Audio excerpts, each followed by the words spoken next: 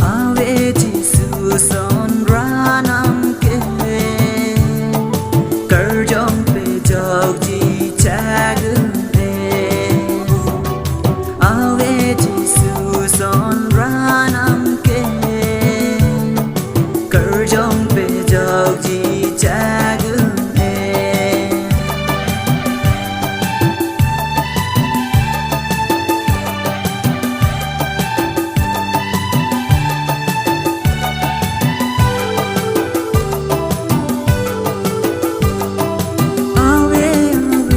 bangso apirthe Ranam Jisu Ason kanghon Ave bangso apirthe Ranam Jisu Ason kanghon Ave bangso apirthe Probin kejokji Ave Jisu Ason Ranam ke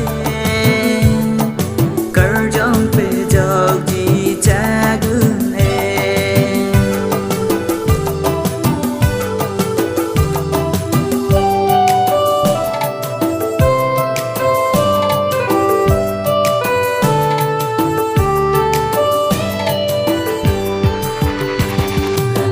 chirui non o korte Ingjir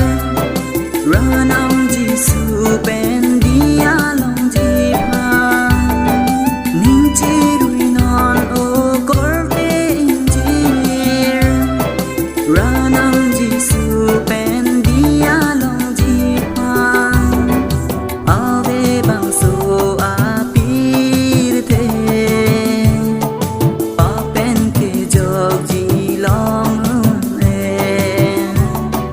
Ave Jisu Ason Ranam ke Karjong pejokji chak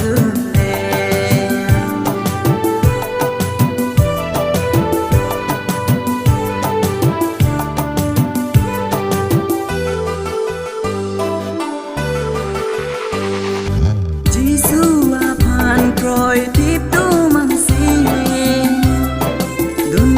chotji hasining rengme Jisu aphan kroithip tu mangsi chotji hasining rengme